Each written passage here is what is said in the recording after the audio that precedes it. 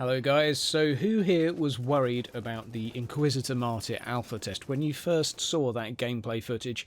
Who here, put your hands up, thought the game was going to be a little bit half-baked and we were going to have another Warhammer letdown?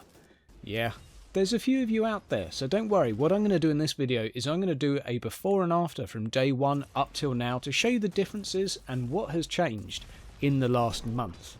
Before we get started, remember to smash that subscribe button, click on that little bell to stay up to date with all the Inquisitor news, guides, rants and reviews. You're listening to Essex Hydra.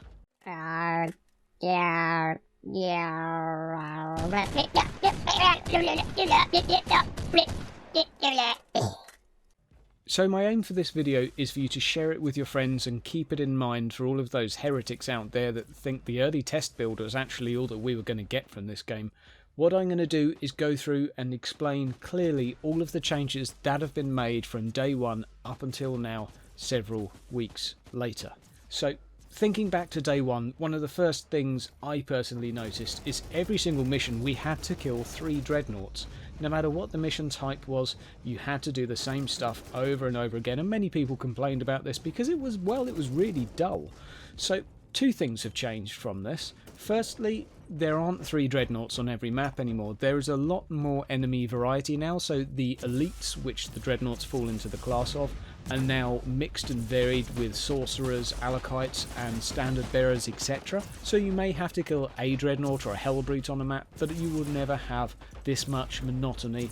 There is plenty and plenty of variety, and as well as that, we also didn't really like those initial mission types. So what we said was, devs, please, these mission types are a little bit repetitive, and what we got in return was another 3 or 4 different mission types, which, although being fairly similar, we have to be realistic here. In all mission types you're going to have to go around a map killing stuff, so there's only so much creation you can have. But what we have now is actually some good variety on other things you have to do. Some of them we now have to kill demon portals, which spawn quite a lot of demons now. Others of which we have to collect stuff out of boxes, but there's plenty of boxes around, we only have to get a certain amount of them.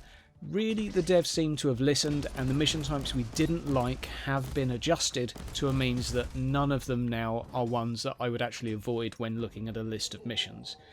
Moving on, looking at the actual combat. So day one, I also remember thinking to myself, God, combat is a little bit boring. All I have to do is stand and shoot everything. And lots of us in the forums were saying to the devs, we need some ground targeters, we need things to dodge, things to move, things that make us react. And you know what the devs said? They said, fine, we're going to get to work on some ground targeters. You know what? Weeks later, we have enemy missiles, we have flamers, grenades, melee attacks, you name it really. There's a lot of stuff now that we have to dodge. And it's far from complete, don't get me wrong. The combat needs work. But we asked for it, and a couple of weeks later, we got it. As well as that, many of you will have noticed that some of the enemies looked a little bit bland. There were a lot of animations missing, from death animations to audio sounds, etc. Combat was just very shallow and empty. Now, audio-wise, it's still pretty empty, but it's slowly getting filled up. We now have some death sounds for enemies. We now have more audio sounds. Some of the attacks have slightly better audio to them. Still needs a lot of work, but it's slowly heading in the right direction. It's really nice to actually hear an enemy die when you shoot them without that sounding too weird. And moving on from there, on the subject of killing things, the weapons were completely unbalanced when we first had them. The multi-melter, the melter gun, was pretty useless. Just felt like a sort of a water gun that shot piss or orange juice at people. And the grav gun was ridiculous and killed everything in one hit. Now, the weapons still aren't perfectly balanced, but they're definitely better. A lot of the abilities that were feeling very lackluster are now more than capable of clearing you through a map on their own. There's still work to do, but there is definitely a lot more balance already just in the last 2 weeks, I would say. And as well as that, there's a lot more weapons now too. If you were watching this game, let's say a month ago when you first got the initial footage, there's at least probably about 6 or 7 new weapons to get your hands on and have a play with. But moving on in the actual missions themselves, demon portals and other interactable things on the map initially weren't having much of a presence. Demon portals weren't spawning much in the way of enemies, alarms weren't triggering many enemies to respawn, but now I have to say demon portals are actually a pain in the arse. There's plenty of times in a mission where I've come across a demon portal and I've actually had to run away because it's spawning too many enemies for me to fight against. This is exactly what we asked for. Stuff on the map that's just a little bit more interesting and different. We asked for it, we got it. Really, really happy about this. Another big one is the cover system, which many people have criticised thus far because it was never really clear if you were in cover or not. You weren't really sure how to get in cover.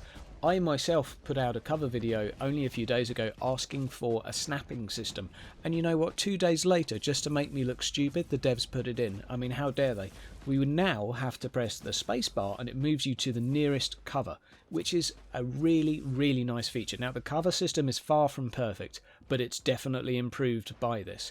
We still need more health with it, and more health for the cover, that is, and we still need some slightly better animations, in my opinion, to make this look smooth, but it's definitely taken a step in the right direction and is feeling better. Many people have also asked for character customization options, things that make us have our own playstyle and set us aside from other characters that have the same gun as us. Now, obviously, we have the skills, so you could choose to go crit, or you could choose to go health, or etc. Pursue different routes with your character, which is very standard sort of RPG skills thus far. But we now have perks. Check out the perk video for the exact perks in the game thus far. But I can tell you hand on heart that they will influence your gameplay, they will influence your builds. You get 3 of them and you get to use them to customize your character a little bit. And for those of you that want visual customization, there is shaded out currently the ability to put skins on items and armor, so you will have some sort of crafting available to you to make yourself look the way you want to look while still wearing the gear you want to wear. The developers have also said that facial customization is something they're looking into and looking to develop, and thus far I have no reason to doubt them. Every single thing they said they're going to do, believe me, they've done. Another thing I'd like to mention as well in terms of the missions, in terms of the maps and what we asked for, is enemy placement. And the enemy placement, we mentioned the dreadnoughts earlier, but the other enemies have also been spread out in a way in that you no longer feel you're fighting 10 of the same enemy at once. They've been mixed and matched and put into packs now that feel a lot more healthy within a map. There's a lot better consistency of enemies. Density as well seems to have been improved. Is definitely feeling a lot better working through these missions now, as well as a lot more fun with co-op playing with a buddy.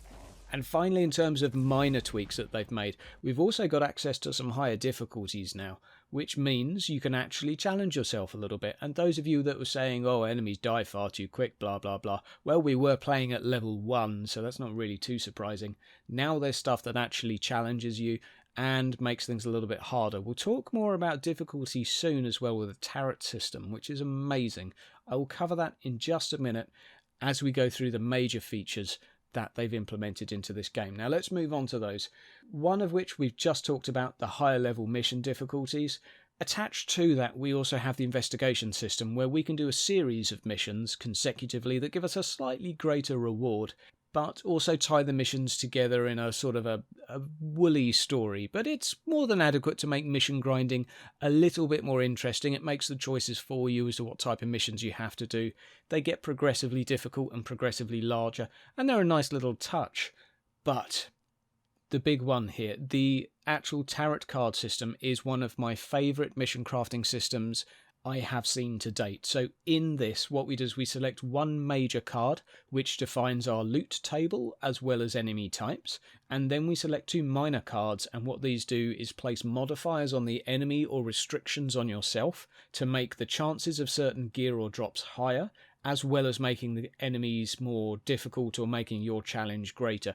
This is basically mission customizing, and it's amazingly good fun. You can give enemies more speed, more damage, more health. You can remove your own lives, so you can only die once. You can restrict all sorts of things. And looking at this screen, there are hundreds of these cards to pick from, meaning that you can go for some amazing abilities, and you can use this to farm those rare items that you really need. If you want to grab yourself a decent weapon, this is how you're going to reliably get one. Of course, you can't just keep on spamming these missions. You expend a certain resource to do it, but this feature is the shiznit, quite literally. And as well as crafting missions, we can now craft our health inoculator. And this is another great touch which gives you a personal touch to your character. You now have an available 4 slots on your healing item, healing ability. Each one of these 4 things can be an attribute. It can be a damage, it can be a buff, it can be a heal, or it can be something else. Basically, you've got loads of potential options. You could go for 2 damage, 1 health. Suppression resist was the last one, by the way. You could go for completely healing. You can do whatever you like. So if you want a character with loads of HP 5, you can combine that with an inoculator that's just purely a damage boost. You can actually start customizing your guy and having your own playstyle. This is what ARPGs are all about. And as well as that, we also have item crafting. Now, we've got the bare bones implemented at the moment. When we first joined, we knew there was going to be crafting. A lot of people in the comments were saying, well, where's crafting? This is supposed to be an ARPG. Well, we got it. It's just the skeleton at the moment. So we can salvage and we can build. We gain blueprints like anything else. They have random stats. We gain recipes, so they no longer have random stats and have fixed stats. That's rather exciting. We do know this system is going to get much, much more complicated. The developers have said this, and we've already got the tabs there and grayed out to sort of prove this. This system is going to rival any MMO's crafting, where you're going to be able to fine-tune your items, and there's also relic items. We don't know any more about this, but there's going to be relic items too. Hopefully that gets you as excited as it gets me. Now, for those of you that thought this game looked half-baked, this just goes to show that this content was already made. They didn't make this in the last 3 weeks. They're putting it into the game piece by piece. So you go ahead and look at that roadmap, and what you see on there is what you're going to get. These guys are sticking to their deadlines. They're not running behind. Testing is going smoothly. They're fixing patches. We're getting a fix every week. We're getting content reliably on a schedule. So check it out. See if you like the look of what's going to be in the end game.